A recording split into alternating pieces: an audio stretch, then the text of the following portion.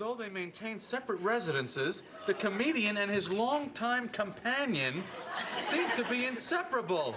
Oh no, the Associated Press picked up the NYU story. That's going to be in every paper. I've been outed. I wasn't even in. No, everyone's going to think we're gay. Not that there's anything wrong with that. Not that there's anything wrong with it. I'm Michael Smerconish in Philadelphia with a question. How many among us are accurately described as LGBTQ+?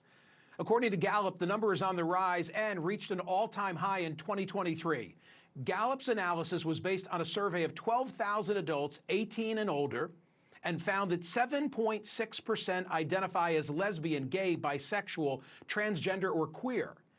The data illustrates both a gender and generational divide. Women are nearly twice as likely as men to identify as LGBTQ+, 8.5% of women, 4.7% of men, and nearly 30% of Gen Z women, those aged 18 to 26, identify as such, most of them as bisexual.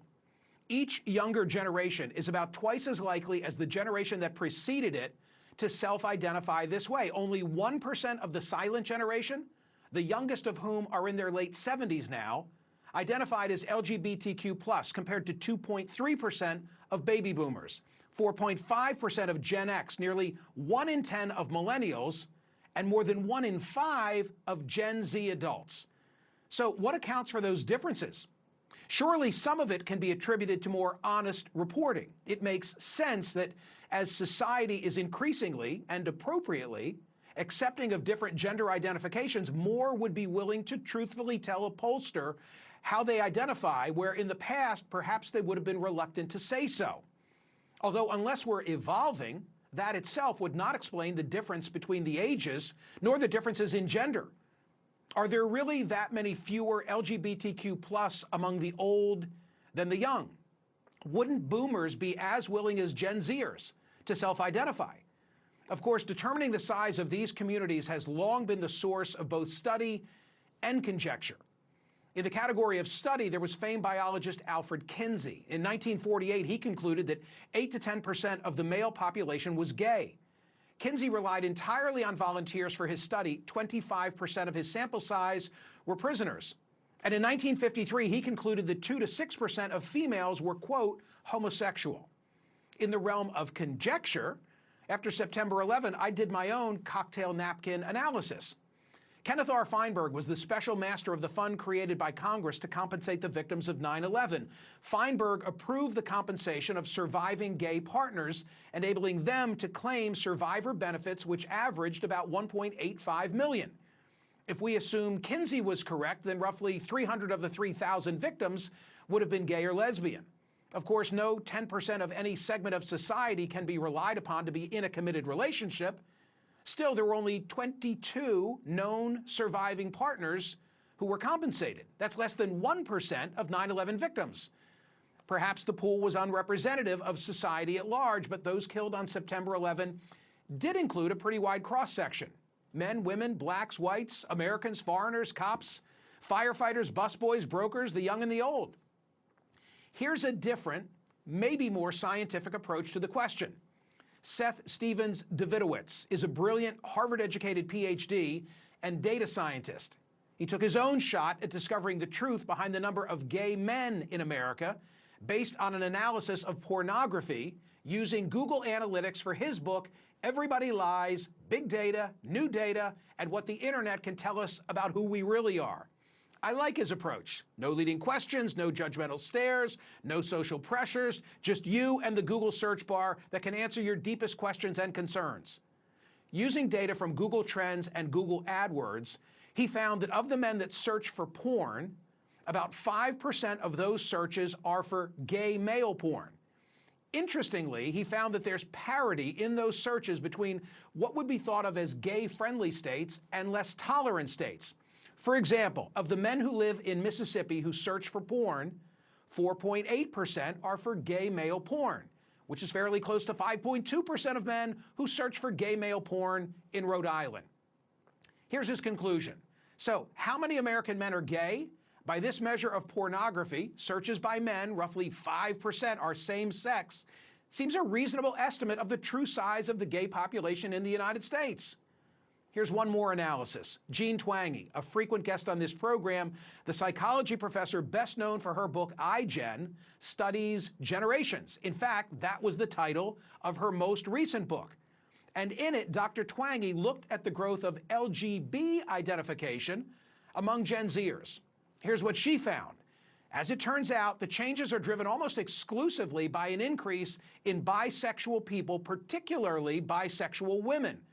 And more than twice as many young women identified as bisexual in 2021 as did in 2015, a huge change in just 6 years. In addition, the number of men identifying as bisexual doubled. In the Household Pulse survey, 23% of Gen Z women identified as bisexual, twice as many as among millennial women, 8 times as many as among Gen Xers, and an incredible 32 times as many as among silents and boomers. Here's her conclusion. Being exclusively gay or lesbian hasn't changed much, but being bisexual has. Look, I get how changing levels of societal acceptance would impact one's willingness to tell a pollster, a stranger, how they identify. But does that alone account for the increase? Do you really think that there are more gay people among us today than decades past? Because I've always thought of it as a function of birth. It's not nature and nurture, it's nature. So are the numbers really booming? And where is this going to lead?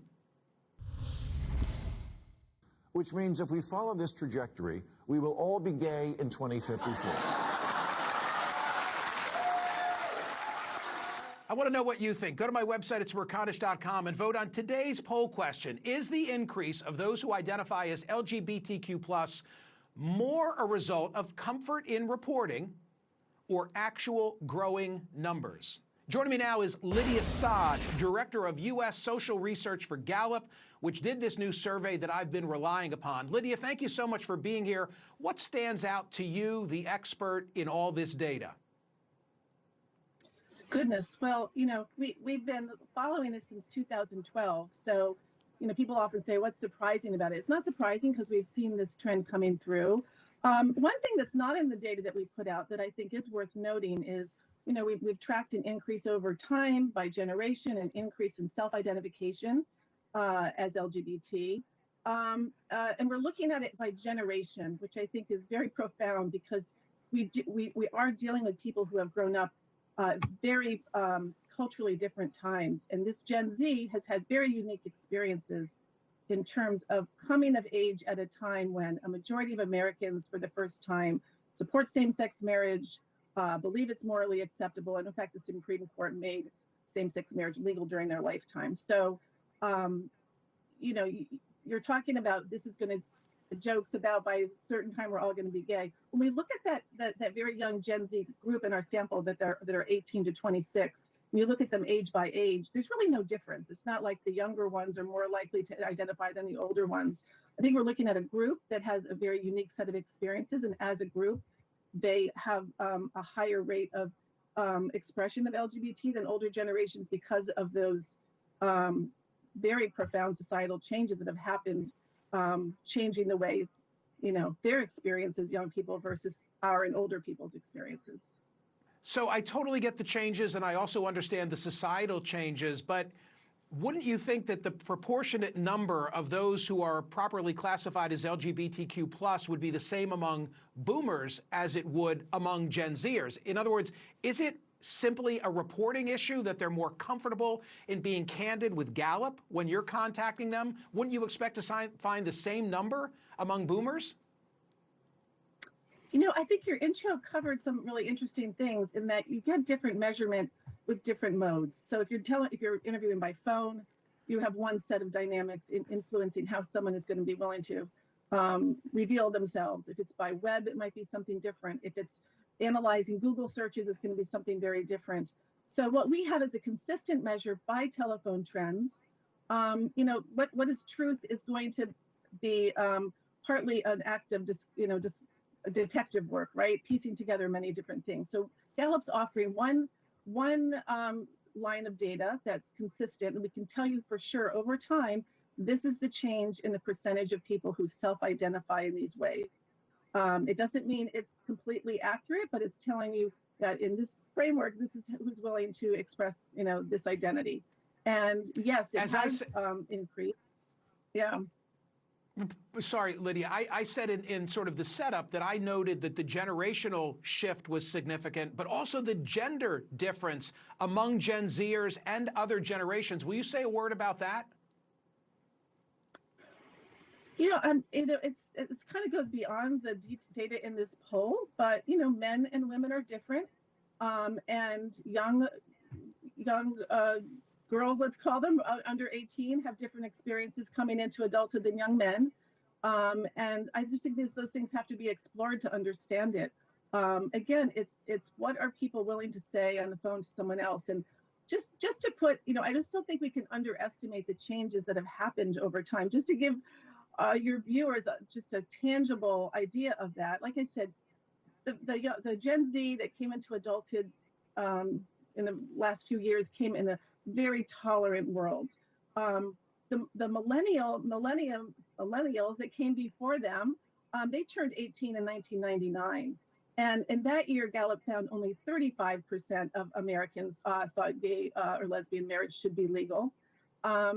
And if you go up to Gen X, those people who are kind of in their 30s and 40s, into 50s, excuse me, not only weren't we asking the question about same-sex marriage then, but we found majorities of Americans didn't think you should be a doctor, a teacher, a clergy member if you were gay, and the majority thought it should be illegal. So there were very different consequences for coming out in the 80s versus the 90s versus the 2000s. No doubt. No doubt. Yeah, so I think let's be clear. Let's be clear on this. It's a wonderful thing that acceptance has grown at the pace that it has. There are some just unexplained questions in all the data. Lydia Saad, thank you so much. That was fascinating. I appreciate it. Thank you, Michael. Keep the social media responses coming from the world of YouTube. Catherine, what do we have? Not growing numbers, just people admitting who they are. Your bigotry shows to even suggest people are making it up. My bigotry? I'm analyzing Gallup's data and raising questions that are entirely appropriate. So thank you for watching. Remember, I want to know what you think. Go to my website at Smerconish.com and answer this question. Is the increase of those who identify as LGBTQ+ more a result of comfort in reporting, or are the numbers actually growing?